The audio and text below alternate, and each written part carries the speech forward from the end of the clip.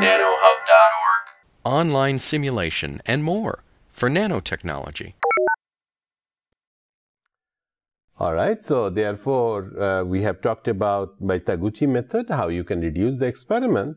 There's another way you can also reduce the experiments, but this is called Anova, and this is a short for analysis of variance.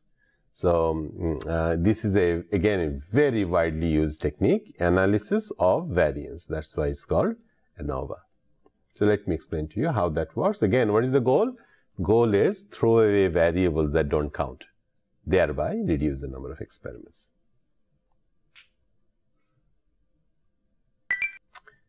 Look at this, 2 to the power 11, and then you have to do all these experiments. Even if you have to do 12, this is not easy. It may turn out that some of these variables are completely useless. They have no impact on this drain current. Let's say that halo implant, you are thinking that it will have an impact, but actually it has no impact.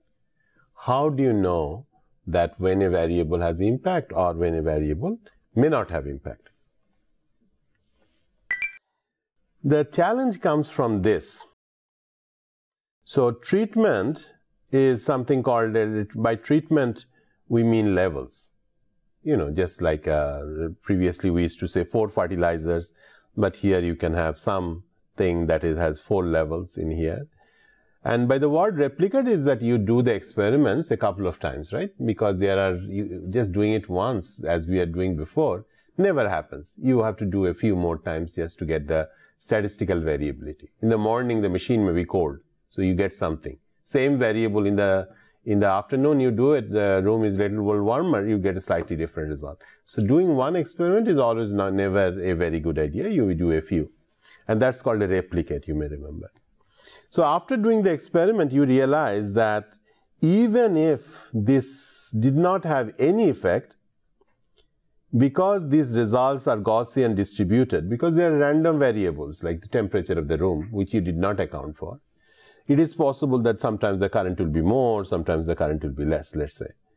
And just by accident, it could happen that when you are doing in the morning some experiments, that had some value, and in the afternoon you had some experiments that had some value, and you thought that it must be because of that variable. Whatever that was, let's say the halo implant, that variable. But actually it was nothing to do with halo implant. It was the natural variation of the room temperature that gave you this trouble, right? So therefore you have to sort of decouple it. You have to sort of decouple it from these experiments, right? The other ways to say is that if you get some effect, let's say, you get some effect, the strength is the value that you got, 7, 8, 15, 11. So this is done here. For the row 5, then row 10, you get some values. Is it just part of a humongous variation, and this is actually nothing?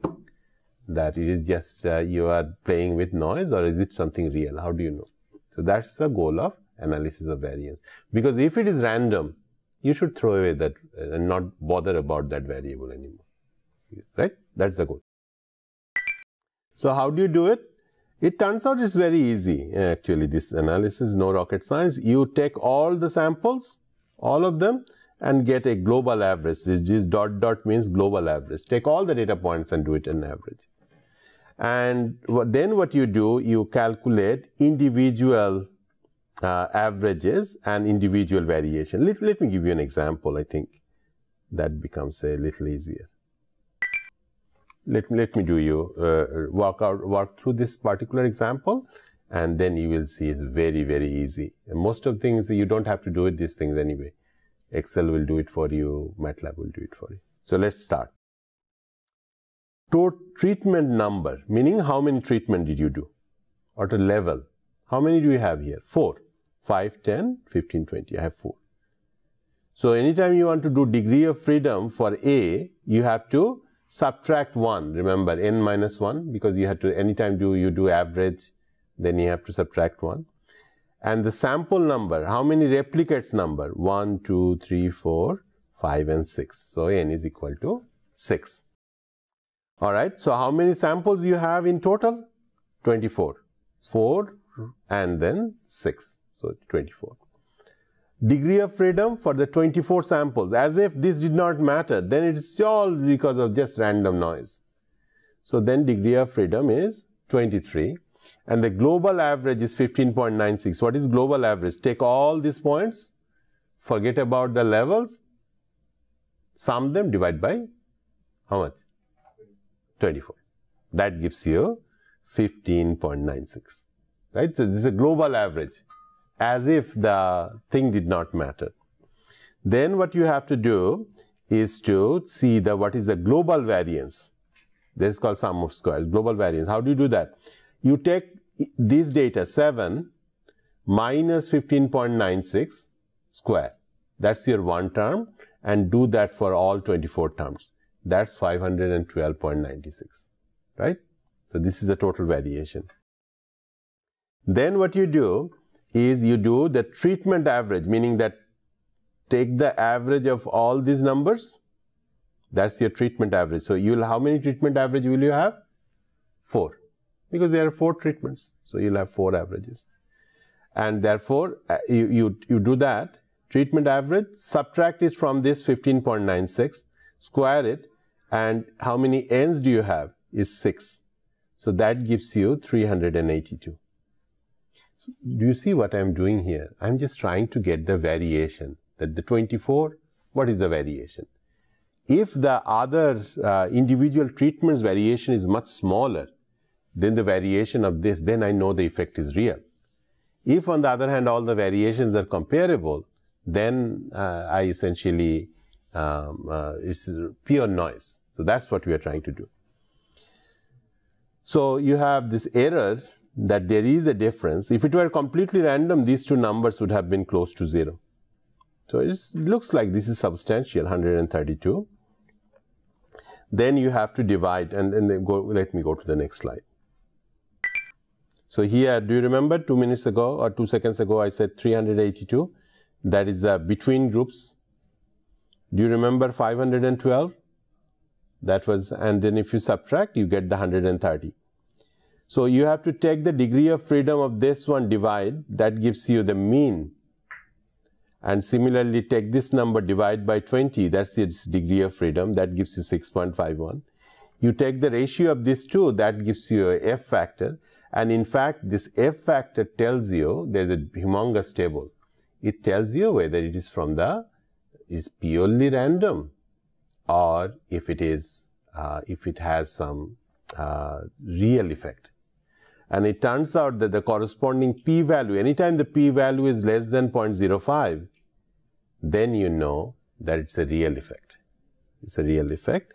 And so in this particular case, this is not random. Whatever you did to the sample was a real thing. It really had an effect, right? So again, you can take a look at this one. Anova is sort of every statistical software.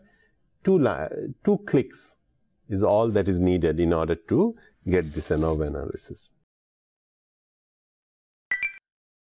So Anova doesn't generally prove. In the previous one, we had just one factor. We had one factor, but you can have 2 factors. Let's say you have temperature and humidity, and you want to look at the reliability of something. And so temperature is going from 20, 30, 40. Humidity is going from 33, 66, 99%.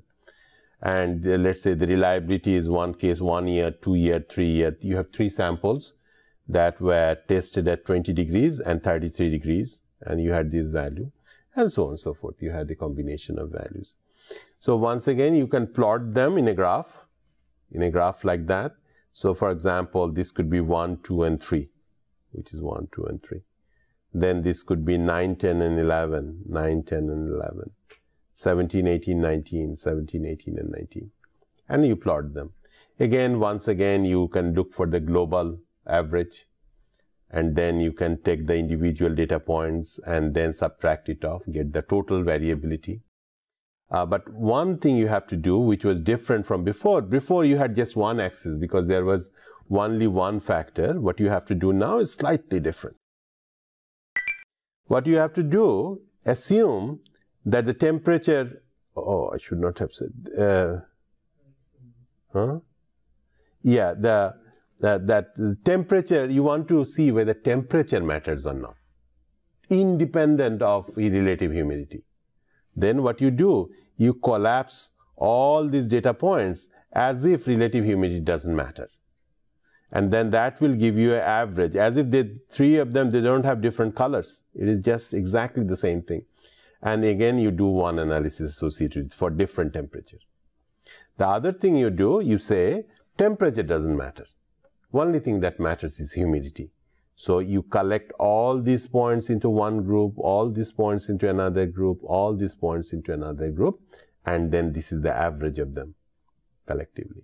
And see whether in this side, in this axis, how does it compare with the global variance, or in this one, in this variability, how it compares to the global average, and then you can decide whether one or the other factor has some impact in it. So again, if you do in a Excel, you will be given this table. I will ask you to sort of work through this because I have given everything. Remember, there are 3 levels for the temperature. So therefore, I have 3 minus 1 degree of freedom is 2. I have 3 levels of humidity. 3 minus 1 is 2.